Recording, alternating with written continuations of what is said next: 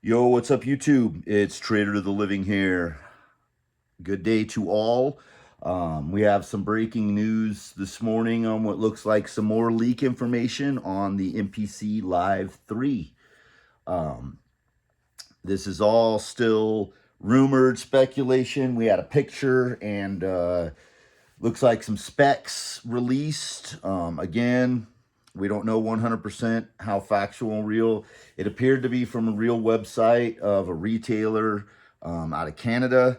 You can look it up and see all that information. But yeah, it looks like the typical Live 3 format. You can see the picture in the thumbnail. That's what we have to go on so far.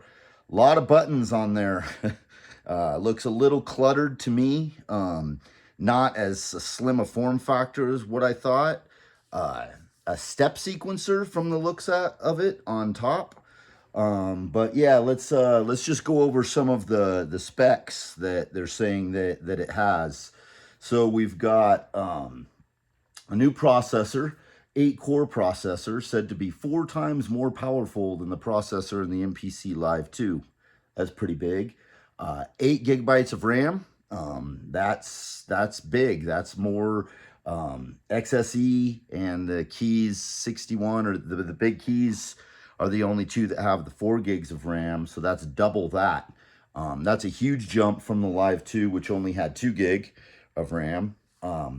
Internal storage, 128 gigabytes of onboard storage. That's pretty big. That's a big jump. Operating system. It will run the new MPC 3.0 OS, as we knew, which is already available as a free update for existing MPC models. All right.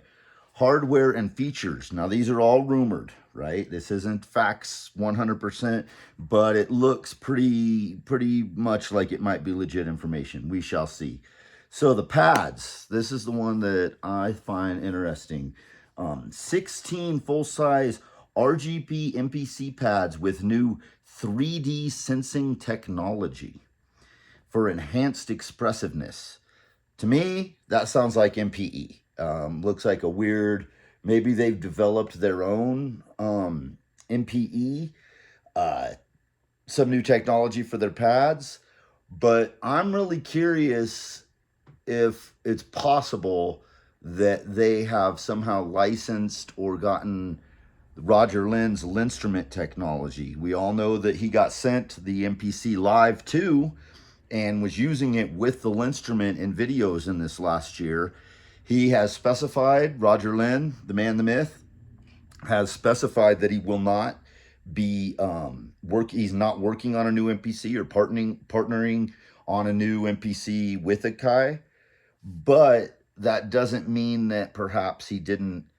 Now, this is just speculation on my part, but perhaps he has licensed somehow the MPE instrument pad technology to Akai. Now, this wouldn't be unheard of. I mean, there's companies who've been doing similar things. ASM, Ashen Sound Machines, has, I know, licensed out to other companies their polyphonic aftertouch technology that and we've seen in recent years a lot more devices coming out with polyphonic aftertouch, whether it be the Waldorf Iridium keys or is it Iridium 2, the Quantum 2, what else? Behringer has been coming out with polyphonic aftertouch. I'm not sure who they've licensed it to, but I don't think it's a big stretch of the imagination to think that it's possible, at least, that Roger Lin maybe has done this, but they may have developed their own 3D sensing technology for enhanced expressiveness. Really sounds kind of like an MPE feature to me. If it's not MPE, that's going to be sad to me, because I think all devices should be coming out, not necessarily with MPE things, that controllers on them, but at the very least, everything should have the function to use an MPE controller with it. It's 2025. Come on, manufacturers. Come on, companies. I don't want to buy anything anymore. And that's one of the reasons I've been really considering the Toneverk from Electron. I saw it doesn't support MPE. Now that doesn't mean it won't be coming an update in the future, but that's a huge thing for me to just go, if that thing had MPE and I could multi-sample and have the Electron workflow with I can multi-sample my Moogs and my monosynths and make them into polyphonic. Now I could do that on my MPC right now, but again, that doesn't support MPE either on my MPC XSE. So anyhow, moving on. That's the one that I was really curious about, was whether this new MPC are they gonna bring in MPE and 3D sensing technology for enhanced expressiveness. Again, these are all rumors. We don't know if this is true, but it does seem to be, maybe it's true. The display, it'll have the same 7-inch multi-touch display as the Live 2. Speakers, it's got a new onboard stereo monitors with improved audio quality, so better speakers than the Live 2. I don't give a rat's about speakers. I don't take my MPCs out of the studio, but for a lot of people that's a big deal. I know there's a lot of people who like to go and play their MPCs out and about, on the bus, on the train, at the park, everywhere, beach. But not a concern for me, but I know it's a big deal, and that's pretty cool for people who like to do that it's going to have some really nice or better speakers. Okay, battery, an internal rechargeable lithium ion battery. Though specific battery life has not been confirmed. Again, not a big concern for me is being portable with the battery, but huge for a lot of people. I would imagine, and I don't want to assume, but I would really think that they probably would upgrade the battery, being the how far things are advancing from the time the Live and Live 2 came out. I would think that they would have a better battery in it, but to be determined. Connectivity, USB-C port for computer connectivity, fast data transfer, and smart device audio sampling. It's going to have 8 CV gate outputs. Wireless, Wi-Fi, and Bluetooth are included with support for Ableton Link. That's cool. I'm not sure if the Live 2 already had that. I think it might have. Inputs, 2 combo inputs with mic preamps. That's a big one for the Live 2. That's going to be huge. There's a field recorder mic. There's a built-in mic, I think, for field recording, and then you're going to have also 2 mic preamps that you can, I believe. Controls dedicated RGB performance buttons for step sequencing, effects control, and automation. Now, if you look at the picture, you can see at the top, which I thought the placing at the top for the step sequencer was odd. Odd choice of design. If in fact this is what it's going to look like, but I would expect them to be on the bottom, like traditional, Roland TRS style, like traditional step sequencer, electrons, all that, always on the bottom. To have it up above the top, definitely an odd choice. Very intriguing that it's not just for step sequencing, that you can do it for effects control and automation. That could be cool. We will see. Let's see. Also, there's a touch strip on the side, which I believe is on the keys.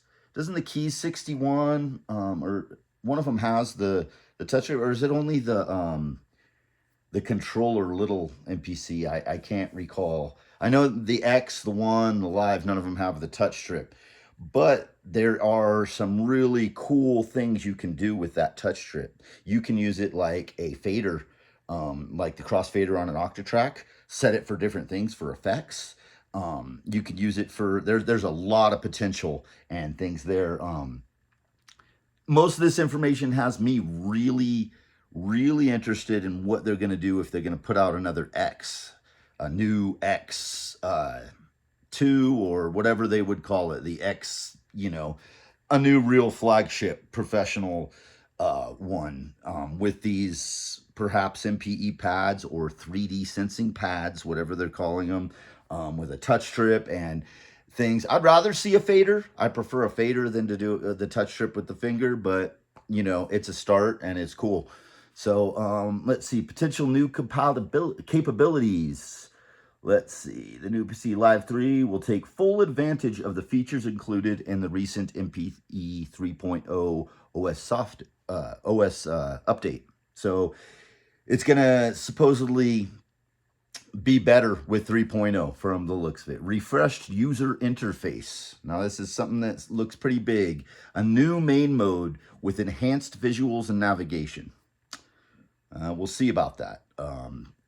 And will some of these things make their way to the other models? Because I'm imagining there's probably going to be an OS update with this. I'm fingers crossed that we're going to get our MPC X's, SEs, and you know, if you got the MPC 1 Plus or whatever, even just the old Live 2, hopefully we'll get some of the enhancements of the software and some firmware upgrades. Refreshed user interface, the new main mode, linear arranger, a DAW-style timeline for arranging songs, XL channel strip, advanced mixer features for managing sends, plugins, and more, disk streaming. So these are all things that, stem separation, these are all things that are in 3.0. So maybe that main mode was the one we already have. But it sounds like this new MPC, I mean, with 8 gig and it's and a better processor, it's probably going to handle. I don't have a problem with the XSE handling 3.0. With the 4 gigs, I've never run into any processing issues. But 8 gig, it's going to run. It's basically like a laptop. You know, it sounds like you're getting a laptop, and that is what it is, if that's how you want to look at it, you know. But it sounds like it has the power. It's definitely going to, people are going to be hyped because that's been a big complaint, is not upgrading the RAM, the processor, all that stuff.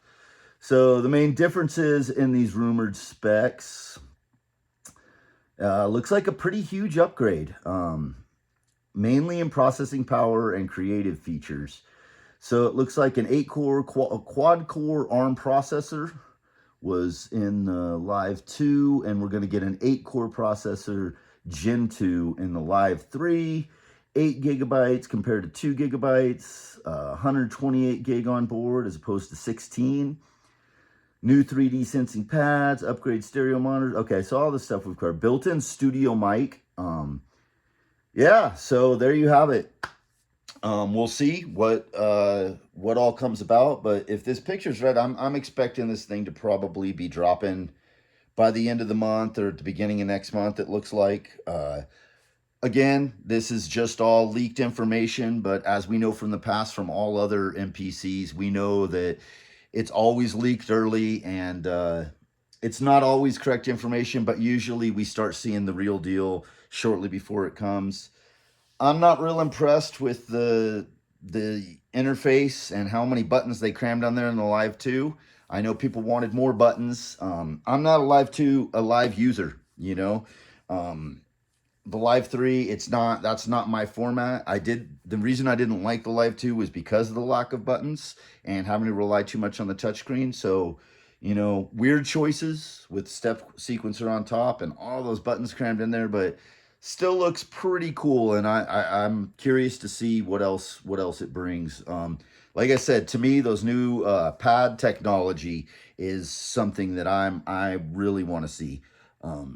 Will I be grabbing it? Probably not. I'm still looking at the Tone Verk, considering that as an accompaniment with my my granular sampler workstation here, the GR Mega.